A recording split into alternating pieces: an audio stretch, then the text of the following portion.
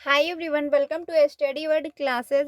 सो friends, आज हम लोग सीडीपी के क्वेश्चन करने वाले हैं, यानी सीडीपी पेडागोजी के पेपर 2 के क्वेश्चन करेंगे। ठीक है, जो कि काफ़ी अच्छे क्वेश्चन है और काफ़ी इंपॉर्टेंट ये सेट है, तो मैंने सोचा आप लोगों के साथ शेयर किया जाए। तो आज की जो क्लास है इसमें जो क्वेश्चन दिए गए हैं काफ़ी इंपॉर्टेंट क्वेश्चन है। तो चलिए फिर आज की क्लास को कंटिन्यू करते हैं। आज हम लोग सीडीपी के पेडागोजी क्वेश्चन करने वाले हैं। तो पेपर 1 एंड पेपर 2 दोनों में हेल्प करेंगे। ये क्लास आपको डेली 3 बजे मिलती है, तो आप इसको डेली ज्वाइन कर सकते हैं, जहाँ पर हम लोग पेपर 1 एंड पेपर 2 दोनों की प्रिपरेशन कर रहे हैं। प्ले लिस्ट बनाई हुई है, आपको सारी क्लासेस मिल जाएंगी। तो चलिए फिर आज के क्लास को कंटिन्यू करते हैं। पहला है क्वेश्चन, इसमें कहा गया है, पहले ही क्वेश्चन में बात हुई है, कहा है कि किस तरह जो है यानी किस स्तर पर बच्चे नियमों के साथ खेलों में भाग लेने में सक्षम होते हैं। यानी उनको रूल, यानी क्योंकि जो गेम खेला जाता है उसके रूल होते हैं, कुछ ना कुछ रूल होते हैं, उनको फॉलो करते हुए हम गेम को खेलते हैं।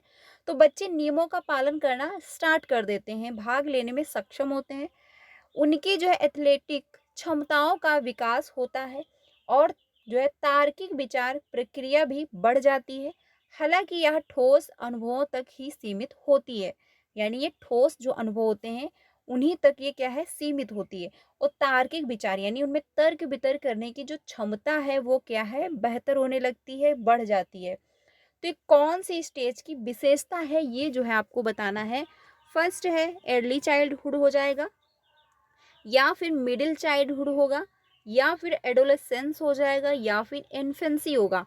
तो यहाँ पे बात हुई है कि भाग लेने में सक्षम होते हैं, यानी वो नियमों का पालन करना स्टार्ट कर चुके होते हैं।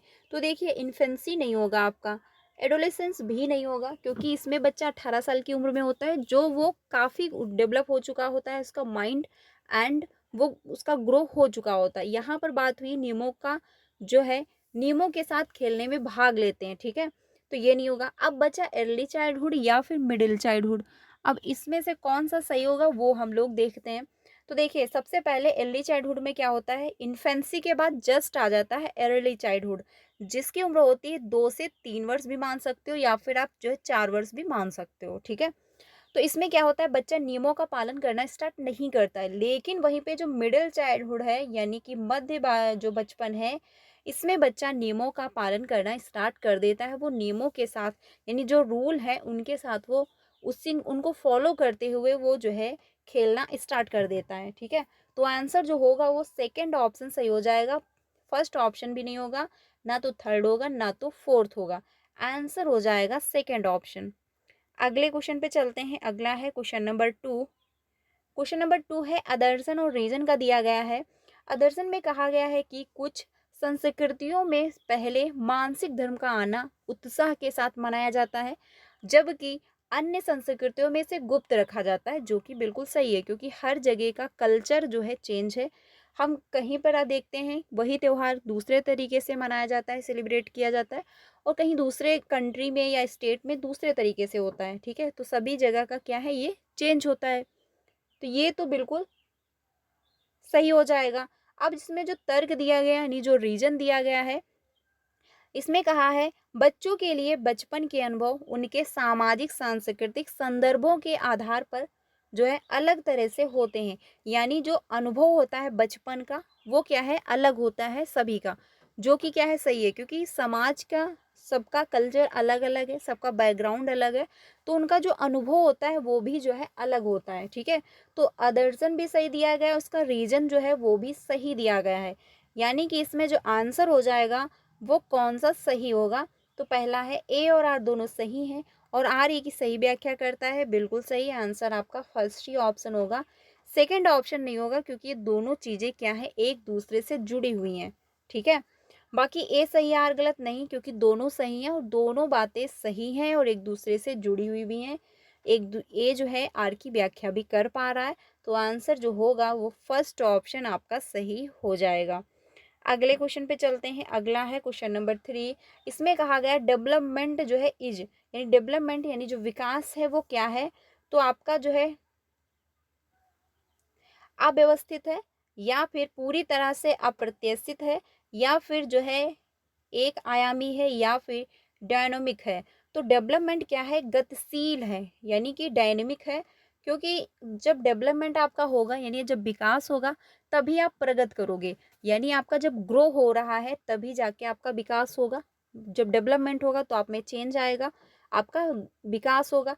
तो ये क्या है, एक गतिशील प्रक्रिया है, क्योंकि अगर हम एक जगह पर स्थिर हैं, मान के चलिए हमको जो है ABCD ही आता है, ठीक है, अब उसके आगे हमको कुछ नहीं आ रहा है, तो क्या है, मेरा ग्रो नहीं हो रहा है। लेकिन ABCD आ गया, फिर मैंने वर्ड बनाना सीख लिया, वर्ड लिखना सीख लिया, रीडिंग करना सीख लिया, तो ये क्या है, ये मेरी प्रगति हो रही है, ग्रो हो रहा है, तो क्या है, डेवलपमेंट है। आंसर जो होगा वो 4 ऑप्शन सही हो जाएगा। अगले क्वेश्चन पे चलते हैं, 4 पे। अगला है क्वेश्चन नंबर 4। क्वेश्चन नंबर 4 में जो है कहा गया है कि विकास के शीर्षगामी सिद्धांत में कहा गया है कि विकास किस प्रकार आगे बढ़ता है। यानी कि जो विकास है, डेवलपमेंट, शीर्षगामी सिद्धांत यानी जो है सेफेलोकॉर्डल प्रिंसिपल की यहाँ पर बात हुई है। तो सेफेलोकॉर्डल प्रिंसिपल का मतलब ही होता है कि जो आपका सिर से पैर की तरफ, ठीक है, सिर से पैर की ओर होगा, या फिर पैर से सिर की ओर होगा, या फिर केंद्र से छोर की ओर यानी केंद्र से जो है बाह्य की ओर होगा, या फिर बाहर से जो है केंद्र की ओर होगा यानी बाहर से फिर केंद्र की तरफ। तो बात यहाँ पर हुई है सेफेलोकॉर्डल, यानी सिर से पैर की तरफ डेवलपमेंट होगा, ना कि जो है पैर से सिर की तरफ, क्योंकि सबसे पहले बच्चा अपनी गर्दन संभालता है, ठीक है, फिर जो है उसके कंधों पर जोर आता है, फिर वो बैठना सीखता है, फिर धीरे धीरे घिसड़ना सीखता है, फिर खड़े होना, फिर वो चलना सीखता है। तो यानी सिर से पैर की तरफ क्या है, उसका डेवलपमेंट होता है, ना कि पैर से सिर की तरफ। आपने ये तो नहीं देखा होगा कि बच्चा जो है पहले खड़े होना सीखता है, बाद में अपनी गर्दन संभालना सीख रहा हो, ऐसा तो पॉसिबल नहीं है। तो इसलिए केंद्र से बाहर की ओर कब होता है, जब आपका होता प्रॉक्सिमो डिस्टल डेवलपमेंट। लेकिन यहाँ पर बात हुई सेफेलोकॉर्डल की, यानी शीर्षगामी सिद्धांत दिया गया है, तो 4 नहीं होगा, थर्ड भी नहीं होगा, और आपका सेकंड जो है वो भी नहीं होगा। आंसर होगा फर्स्ट ऑप्शन, यानी सिर से पैर की ओर होगा, ठीक है। आंसर जो होगा वो फर्स्ट ऑप्शन सही हो जाएगा। अगले क्वेश्चन पे चलते हैं, 5 पे। अगला क्वेश्चन है 5, इसमें जो है अदर्शन और रीजन का फिर से दिया गया है क्वेश्चन। किशोरों पर जो है फिल्मों और जो है विज्ञापनों का एक बड़ा प्रभाव पड़ता है, जो कि बिल्कुल सही है, क्योंकि आज की डेट में ये काफ़ी इफेक्ट डाल रहा है हर व्यक्ति पर, ठीक है। वह उनके व्यवहार व मूल्य भी जो है उससे प्रभावित होते हैं, जो कि क्या है, बिल्कुल सही है, क्योंकि हम जैसे सोशल मीडिया का प्रयोग कर रहे हैं आज हम वैसे ही बनते जा रहे हैं, उसका काफ़ी ज़्यादा मतलब आज की डेट में कैंडिडेट अपने आसपास के लोगों से या अपनी फैमिली से उतना नहीं सीखता जितना वो सोशल मीडिया का प्रयोग करके सीख रहा होता है। तो जो फ़िल्में हैं, जो विज्ञापन है, इनका प्रयोग जो है यानी इनका जो प्रभाव है वो हम पर डायरेक्ट ना होके इनडायरेक्ट भी पड़ रहा है, और डायरेक्ट भी आज की डेट में पड़ रहा है, क्योंकि बहुत सारी चीज़ें हम सोशल मीडिया से सीख रहे हैं और उसी तरह बनने की कोशिश भी कर रहे हैं, जो कि क्या है, बिल्कुल सही कहा गया। अगला है, इसमें तर्क दिया गया है कि मीडिया किशोरों के समाजीकरण की एक शक्तिशाली द्वितीय संस्था है। बिल्कुल सही बात है, क्योंकि द्वितीय संस्था इसलिए है कि इसका प्रभाव हम पर डायरेक्ट नहीं पड़ रहा होता है, क्योंकि हम इसके टच में बाद में आते हैं, सबसे पहले हम फैमिली के टच में जाते हैं, ठीक है। तो ये क्या है, द्वितीय संस्था हो जाएगी यानी सेकेंड एजेंसी होगी। और मीडिया जो है किशोरावस्था यानी किशोरों पर यानी एडोलेसेंस पे बहुत ज़्यादा इफेक्ट डालती है, बिल्कुल, क्योंकि जब हम जैसे जैसे बड़े होते जाते हैं वैसे हम सोशल मीडिया का ज़्यादा प्रयोग करते रहते हैं, ज़्यादा उसके टच में आते हैं, और उसका प्रभाव भी हम पर देखने को मिल रहा होता है। हम वैसे ही अपने आप को ढालते हैं, वैसे भी पहनावा है, खान पीन है, रहन सहन है, हम बिल्कुल वैसा ही बनने की कोशिश करते हैं। तो क्या है, बिल्कुल भी सही है, यानी आदर्शन भी सही दिया गया है, उसका रीजन जो है वो भी सही दिया गया है। अब इसमें आंसर कौन सा होगा, तो ए और आर दोनों सही हैं और आर ए की सही व्याख्या कर पा रहा है, या फिर जो है ए और आर दोनों सही हैं लेकिन आर ए की सही व्याख्या नहीं करता, तो ये गलत होगा। आंसर जो होगा वो फर्स्ट ऑप्शन आपका सही हो जाएगा कि ए और आर दोनों सही हैं और आर ए की सही व्याख्या भी कर पा रहा है, ठीक है। आंसर होगा आपका फर्स्ट ऑप्शन। अगले क्वेश्चन पे चलते हैं, अगला है क्वेश्चन नंबर 6। इसमें कहा है कि रमेश को अपने मित्र का पेन बहुत आकर्षित लगता है, यानी काफ़ी इंटरेस्टिंग लगता है, वह उसे चुराने का विचार करता है, यानी वो सोचता है कि इसको हम चोरी कर लें, परंतु वह उसे नहीं चुराता, क्योंकि यदि उसके जो है अभिभावकों को पता चलेगा तो जो है वे उसे बुरा बालक कहेंगे। कोहलबर्ग के अनुसार रमेश नैतिक विकास की किस चरण में है। देखिए, कोहलबर्ग की जो थ्योरी है वो क्या है, मॉरल डेवलपमेंट पर आधारित है, यानी हम क्या करते हैं, अच्छे और गलत में यानी सही और गलत में जो दुविधा होती है और सही गलत में पहचान करते हैं, वो जो थ्योरी है वो कोहलबर्ग की है, यानी नैतिक यानी मॉरल डेवलपमेंट, नैतिक विकास। तो यहाँ पर बात हुई है, इन्होंने क्या किया है, 3 स्टेजों में बच्चे का डेवलपमेंट डिवाइड किया है और हर एक स्टेज पे 2 स्तर इन्होंने दिए हैं, यानी कि 6 चरण दे दिए हैं और 3 स्तर बताए गए हैं। ये इंपॉर्टेंट है। एक क्वेश्चन मैं आप लोगों को बताती हूँ, कभी कभी ये पूछता है कि कौन से ऐसे मनोवैज्ञानिक हैं जिन्होंने बच्चे का डेवलपमेंट स्टेजों में डिवाइड किया है। तो वो सिर्फ और सिर्फ 2 मनोवैज्ञानिक हैं आपके सीटेड में। पहला कोहलबर्ग है, नेक्स्ट यानी दूसरा जो है जीन पियाजे हैं। सिर्फ ये 2 मनोवैज्ञानिक हैं जिन्होंने बच्चे का डेवलपमेंट स्टेजों में डिवाइड किया। बाकी जो आपके वाइगोस्की हो गए, हार्वर्ड गार्डनर हैं, उनकी तो मल्टीपल इंटेलिजेंट की थ्योरी है, उन्होंने जो है इसको डिवाइड नहीं किया है बच्चे का डेवलपमेंट। ठीक है, तो ये ध्यान रखिएगा।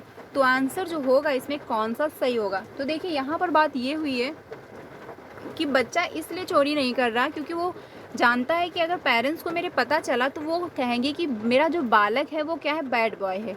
ठीक है, तो यहाँ पर बात हो रही है अच्छा लड़का एंड अच्छी लड़की अभिविन्यास, यानी गुड बॉय गुड गर्ल जो है ओरिएंटेशन की यहाँ पर बात हो रही है। आंसर जो होगा वो 4 ऑप्शन सही होगा, यानी बच्चा फर्स्ट स्टेज पर ही है, यानी सॉरी बच्चा सेकंड स्टेज पर है और सेकंड स्टेज के फर्स्ट चरण पे है। ठीक है, ये ध्यान रखिएगा। तो आंसर होगा 4 ऑप्शन आपका, बाकी क्या है ऑप्शन गलत हैं। यहाँ पर सजा और आज्ञाकारिता अभिविन्यास नहीं होगा क्योंकि यहाँ पर कोई पनिशमेंट की बात नहीं हो रही है। यहाँ पर बात ये हुई है कि अगर पेरेंट्स को पता चला तो वो ये कहेंगे कि मेरा जो बच्चा है या फिर जो मेरा बेटा है वो अच्छा नहीं है। ठीक है, तो good boy and good girls की जो बात यहाँ पर हो रही है, यानी good boy good girl orientation है। आंसर होगा आपका 4 ऑप्शन मच बेटर है, 4 ही ऑप्शन आपका सही होगा। नेक्स्ट पे चलते हैं, अगला है क्वेश्चन नंबर 7। इसमें जो है क्वेश्चन नंबर 7 है आदर्शन और रीजन का क्वेश्चन।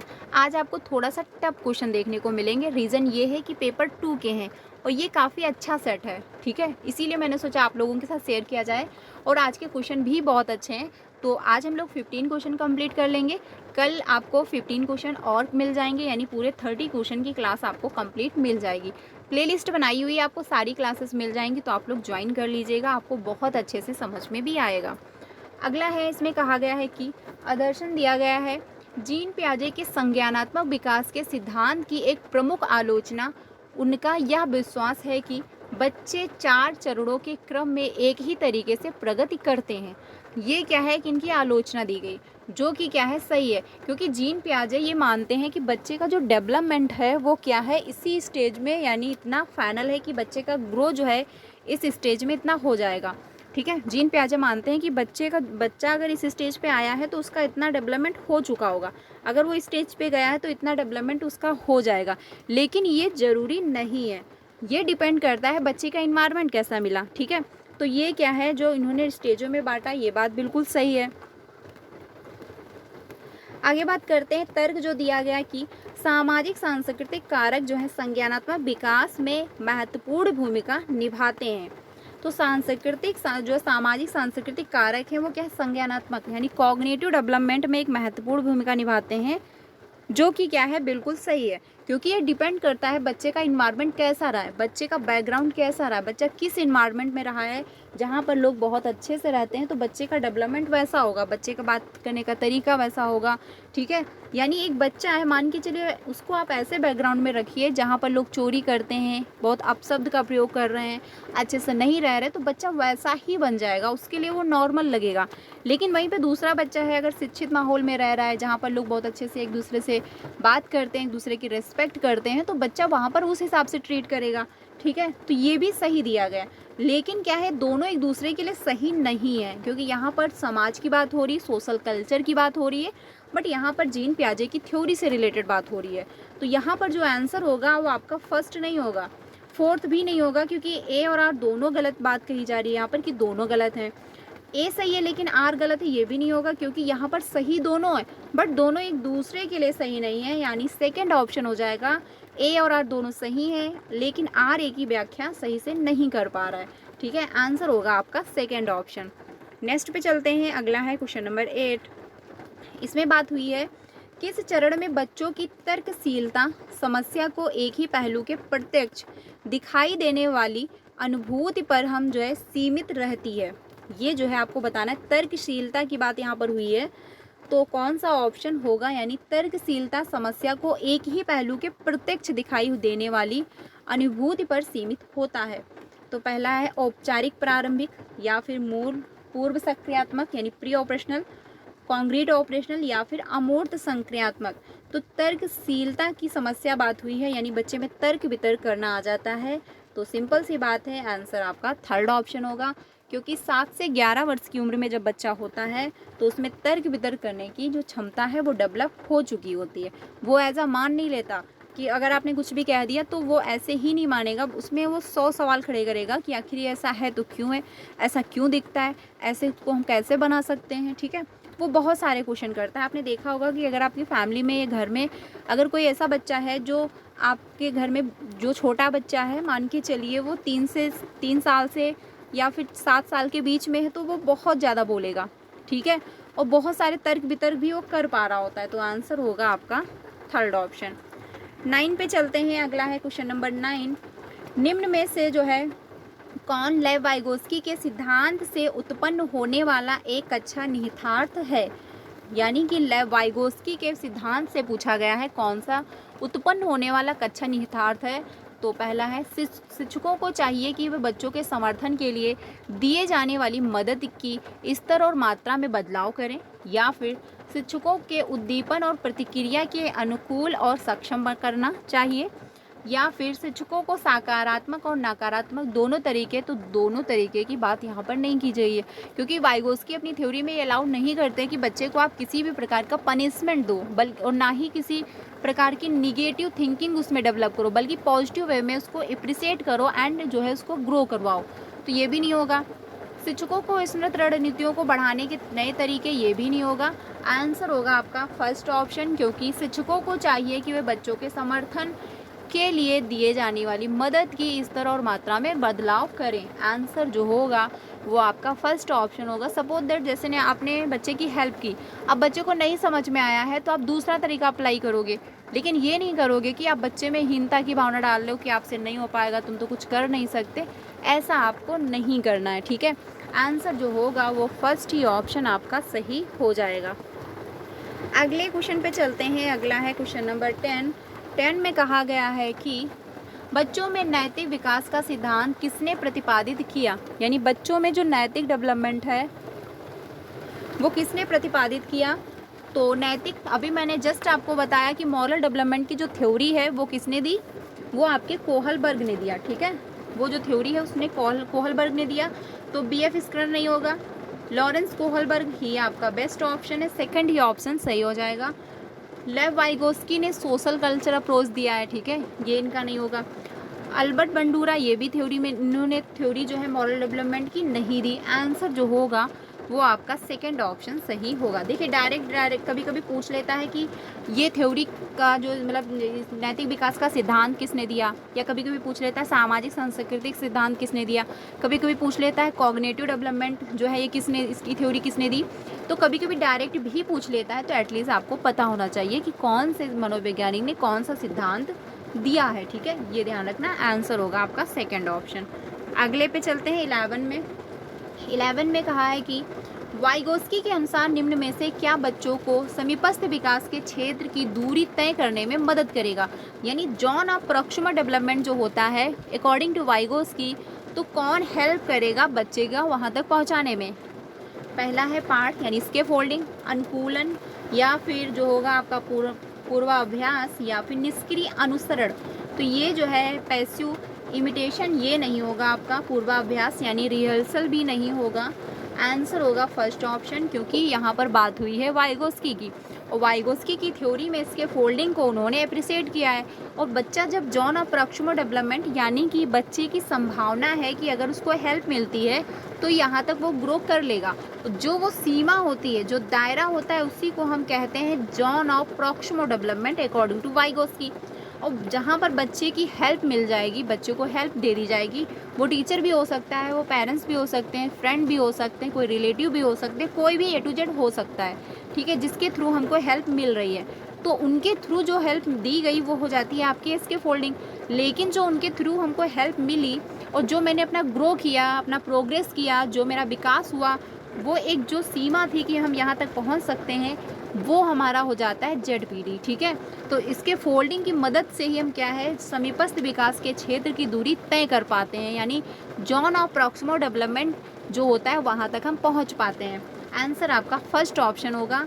वाइगोस्की की थ्योरी हम लोग बहुत अच्छे से डिस्कस करेंगे, क्योंकि CDP की अभी कंटेंट की क्लासेस नहीं आई हैं। EVS पैडागोजी की क्लास आपको कल मिली होगी, जिसमें हम लोगों ने वन लाइनर में पूरा कंटेंट डिस्कस किया है, और सारी जो है क्लासेस आपको बहुत जल्द मिलेंगी, तो आप लोग मेरे साथ ज्वाइन होइएगा। यहाँ पर हो जाएगा आपका फर्स्ट ऑप्शन। अगले क्वेश्चन पे चलते हैं 12 पे। 12 में कहा है कि हार्वर्ड गार्डनर जो है बहुबुद्धिमत्ता के स्थिर लक्षण होने की जो है पारंपरिक सोच की आलोचना करते हैं। निम्न में से कौन सी बुद्धि को उन्होंने 8 प्रकार की बुद्धिमत्ता में शामिल नहीं किया है। हार्वर्ड गार्डनर की जो थ्योरी है वो मल्टीपल इंटेलिजेंट की थ्योरी है। इन्होंने 8 प्रकार की थ्योरी, अपनी थ्योरी में 8 प्रकार की बुद्धि बताई है। देखिए वैसे इन्होंने बहुत सारी बताई हैं, बट सीटेट ने जिसको वेरीफाई किया है वो 8 प्रकार की है, और आपकी NCERT में भी गिवन है 8 प्रकार की, और आपके क्वेश्चन में यानी सीटेट के एग्जाम में 8 प्रकार की ही बुद्धि पूछी जाती है, तो आपको 8 प्रकार की ही पढ़नी है, बाकी एक्स्ट्रा कुछ ऐड नहीं करना है, ठीक है। तो इसमें कौन सा सही हो जाएगा ये जो है बताना है। तो देखिए प्राकृतिक बुद्धिमत्ता ये तो उन्होंने दिया है, ठीक है, और उन्होंने जो भाषाई एंड लैंग्विस्टिक इंटेलिजेंट ये भी उन्होंने दिया है। म्यूजिकल इंटेलिजेंट ये भी उन्होंने अपनी थ्योरी में ऐड किया है। लेकिन जो उन्होंने जो बताया कि संज्ञानात्मक यानी सृजनात्मकता बुद्धिमत्ता यानी क्रिएटिव इंटेलिजेंट, ये जो है उन्होंने ऐड नहीं किया। तो यही आपका सही होगा सेकंड ऑप्शन, क्योंकि बात यहाँ पर हुई है कि उन्होंने किसको जो है बुद्धिमत्ता में शामिल नहीं किया, अपनी इंटेलिजेंट थ्योरी में उन्होंने इंक्लूड नहीं किया। आंसर होगा आपका सेकंड ऑप्शन, ठीक है। अगले क्वेश्चन पे चलते हैं। अगला है क्वेश्चन नंबर 13। इसमें बात हुई है निम्नलिखित में से कौन सा प्रश्न बच्चों के जो है विवेचनात्मक चिंतन को बढ़ावा देंगे, यानी कि बच्चे में क्रिटिकल थिंकिंग डेवलप करेंगे, ये जो है बताना है। तो पहला है, देखिए ये संख्या दी है और इतने को ऐड करना है, जोड़ देना है, तो इसमें कोई क्रिटिकल थिंकिंग डेवलप नहीं होगी। जिसका एक फिक्स आंसर निकल के सामने आ रहा है और जिसका एक ही आंसर है, उसमें कोई क्रिटिकल थिंकिंग डेवलप नहीं होती है, ठीक है, तो ये नहीं होगा। दूसरा विश्व युद्ध कब हुआ, इसकी भी एक फिक्स डेट होगी कि यस इस डेट को दूसरा विश्व युद्ध हुआ था, इसमें भी कोई क्रिटिकल थिंकिंग डेवलप नहीं हो रही है। महात्मा गांधी का जन्म किस वर्ष हुआ, ये भी इसका फिक्स आंसर है कि यस इस डेट को हुआ था। लेकिन हम जो है पूर्वाग्रह व रूढ़िवादी सोच को कैसे चुनौती दे सकते हैं, ये जो है काफ़ी क्रिटिकल क्वेश्चन है। इसमें बच्चा दिमाग लगाएगा कि जो स्टीरियोटाइप बना हुआ है समाज में जेंडर के प्रति, जो हम बिहेव करते हैं कि गर्ल्स जो हैं वो घर पे रहेंगी, बॉयज़ जो हैं बाहर रहेंगे, लेट नाइट घर नहीं आ सकती लड़कियां, लाउड हंस नहीं सकती, लड़कों से बात नहीं कर सकती, बहुत सारे रूल जो हैं बने हुए हैं। लड़कियां यही कपड़े पहनेंगी, लड़के ये कपड़े पहनेंगे, तो ये सारे जो समाज में बने हुए जो रीतियां बनी हैं, इनको क्या है हमको कैसे जो है चैलेंज करेंगे, कैसे इनको चुनौती देंगे। अब इस पर बहुत सारे बच्चे अपना अपना तर्क रखेंगे। अगर आपने ये क्वेश्चन 5 बच्चों से पूछा तो वो 5 प्रकार का आंसर निकल के आएगा, 10 बच्चों से पूछोगे तो 10 प्रकार का आंसर देंगे। लेकिन वहीं पर अगर आप पूछ रहे हो कि दूसरा विश्व युद्ध कब हुआ, चाहे 5 बच्चों से पूछो, चाहे आप 10 बच्चों से पूछो, चाहे आप 1 बच्चे से पूछो, आंसर सेम यही निकलने वाला है, एक, ठीक है। तो उसमें कोई क्रिटिकल थिंकिंग डेवलप नहीं होती है। 4 ऑप्शन ही आपका सही हो जाएगा। अगले क्वेश्चन पे चलते हैं। नेक्स्ट है अदर्शन और रीजन का दिया गया है कि शिक्षकों को बच्चों के मूल्यांकन के लिए मानकीकृत पाठ्यक्रम और जो है प्रक्रियाओं का पालन करना चाहिए, यानी मानकीकृत जो है पाठ्यक्रम जो है इंक्लूड करना चाहिए, जो कि बिल्कुल भी रॉन्ग है, क्योंकि हम सभी बच्चे के लिए एक जैसा रूल फॉलो नहीं कर सकते। मानकीकृत पाठ्यक्रम ये निगेटिव वे में जाता है, और जब तक निगेटिव क्वेश्चन ना हो तब तक ये सही नहीं हो सकता किसी भी कंडीशन में, ये आप लोग ध्यान रखिएगा। तो ये गलत हो गया। तर्क दिया गया है कि समावेशी शिक्षा का उद्देश्य मतभेदों को खारिज कर सभी को समान बनाने की जो है दिशा में काम करना। तो देखिए मतभेदों को खारिज नहीं करती वो, ये जो है समावेशी शिक्षा क्या होती है, हम सबको इंक्लूड तो करते हैं, लेकिन हर बच्चे की नीड के अनुसार, यानी इक्विटी की बात करते हैं, हर बच्चे की नीड के अनुसार हम उसकी हेल्प करते हैं, उसकी प्रोग्रेस करने में मदद करते हैं। यहाँ पर बात हुई है समावेशी शिक्षा का उद्देश्य मतभेदों को खारिज कर सभी को समान बनाने की दिशा में काम करना। तो आंसर कौन सा यहाँ पर सही होगा? देखिए यहाँ पर भी बात दूसरी हुई, यहाँ पर भी बात दूसरी हुई है, तो आंसर क्या हो जाएगा आपका? 4 ऑप्शन होगा, यानी ए और आर दोनों गलत हो जाएंगे। यहाँ पर कन्फ्यूजन होगी। अब कुछ लोग डाउट करेंगे कि इंक्लूसिव एजुकेशन का तो मतलब यही है कि हम समान शिक्षा दें, सभी का समान अधिकार है। हाँ है, लेकिन इंक्लूसिव एजुकेशन ये नहीं कहती कि हम सभी बच्चे को एक समान मानेंगे, वो मानेगी, लेकिन क्या है कि बच्चे की नीड के अनुसार हमको प्रोग्रेस करना। इक्विटी की बात करती है, यानी मान के चलिए जैसे अब कुछ बच्चे ऐसे होंगे जिनको लिखने में समस्या होगी, अब आप उसको एक्स्ट्रा टाइम दोगे। अब ये तो नहीं करोगे कि हाँ सभी को एक साथ यानी एक ही घंटे में कंप्लीट करना है। कुछ बच्चा एक्स्ट्रा टाइम अगर ले रहा है, उसको लिखने में समस्या है, तो आप उसको एक्स्ट्रा टाइम दोगे। जिस बच्चे को सुनने में समस्या आप उसको आगे बैठा लोगे, जिस बच्चे को देखने में प्रॉब्लम आप उसको आगे बैठा लोगे, यानी बच्चे की नीड के अनुसार आप उसकी मदद करोगे। जिस बच्चे को जिसमें इंटरेस्ट होगा आप उसको उस फील्ड में ले जाओगे। किसी को म्यूजिक में इंटरेस्ट आता होगा, किसी को डांसिंग में आ रहा होगा, किसी को नेता बनना होगा, तो हर बच्चे का इंटरेस्ट अलग अलग होता है। आंसर होगा आपका 4 ऑप्शन, बाकी क्या है ऑप्शन गलत होंगे। नेक्स्ट पे चलते हैं 15 पे। शिक्षकों को जेंडर तटस्थ भाषा का प्रयोग करना चाहिए और चर्चा करनी चाहिए कि जेंडर एक सामाजिक संरचना है जिससे डैश डैश को बढ़ावा मिले, यानी कि जो समाज में जेंडर स्टेरियोटाइप बना हुआ है कि जो लड़कियां हैं घर में रहेंगी, लड़के बाहर रहेंगे, ठीक है, लड़कियां जो हैं फुटबॉल नहीं खेल सकती, मैच नहीं खेल सकती, ठीक है, तो ये सब क्या एक जेंडर स्टेरियोटाइप बना हुआ है। ये समाज में सदियों से बनी आ रही धारणाएं हैं। ये कहाँ एक सामाजिक संरचना है, समाज ने निर्धारित कर दिया कि लड़कियां यही कपड़े पहनेंगी। अब ये कहीं बुक में या फिर कहीं नहीं लिखा है कि गर्ल्स जो है यही कपड़े पहनेंगी, बॉयज़ जो है ये कपड़े पहनेंगे, बट ये क्या है समाज ने निर्धारित कर दिया कि गर्ल्स जो है यही कपड़े पहनेंगी, बॉयज़ जो है ये कपड़े पहनेंगे, ठीक है। तो ये क्या एक सामाजिक संरचना, इस पर क्या है डिस्कशन होना चाहिए क्लासरूम में, जो कि सही है। अब इससे क्या बढ़ावा मिलेगा? जब क्लास में हम डिस्कशन करेंगे, जो बच्चे हैं वो समझेंगे कि यस हमको जेंडर स्टेरियोटाइप को महत्व नहीं देना चाहिए, हमको ऐसे बिहेव नहीं करना चाहिए, गर्ल्स और बॉयज़ को कंपेयर नहीं करना चाहिए, तो इसमें क्या धीरे धीरे बदलाव देखने को मिलेगा। तो जेंडर रूढ़िबद्धता यानी जेंडर स्टेरियोटाइप को बढ़ावा मिलेगा नहीं, बल्कि हमको क्या इसको कम करना है। जेंडर भेदभाव इसको भी हमको कम करना, इसको अप्रिशिएट नहीं करना। जेंडर जो है अनुरूपता ये भी नहीं होगा, बल्कि जेंडर जो है समता यानी जेंडर इक्विटी होगी। जेंडर इक्विटी की जो है बढ़ावा मिलेगा, यानी कि जो व्यक्ति जो करना चाहे वो कर सकता है, जो जैसे कपड़े पहनना चाहे वो पहन सकता है, जैसे भी जो जिसका इंटरेस्ट है वो काम कर सकता है, ठीक है। आंसर आपका 4 ऑप्शन सही हो जाएगा क्वेश्चन नंबर 15 का। तो फ्रेंड्स आज के लिए इतना ही रखते हैं। आज हम लोगों ने 15 क्वेश्चन कंप्लीट किए। आई होप आपको हेल्प मिली होगी। कोई भी डाउट है तो आप लोग कमेंट में पूछ लीजिएगा। क्लास कैसी लगी कमेंट में ज़रूर बताइएगा। क्लास अच्छी लगी हो तो प्लीज़ वीडियो को लाइक करके अपने सारे फ्रेंड को शेयर भी कर दीजिएगा। ये क्लास 3 बजे मिलती है तो आप इसको डेली ज्वाइन करिएगा। आपका 100% पेपर 1 एंड पेपर 2 दोनों क्वालिफाई हो जाएगा। जैसा मेरा फर्स्ट अटेम्प्ट में क्वालिफाई हुआ है वही मैं आप लोगों के साथ शेयर करती हूँ। आपका भी फर्स्ट अटेम्प्ट में सीटेट क्वालिफाई हो जाएगा। तो चलिए फिर आज की क्लास को यहीं पे एंड करते हैं। कल हम लोग 3 बजे की क्लास में यहीं से यानी 15 क्वेश्चन कंप्लीट किए, 16 से स्टार्ट करेंगे। कल आपको 3 बजे क्लास मिल जाएगी। तो चलिए फिर मिलते हैं नेक्स्ट वीडियो में। Thank you.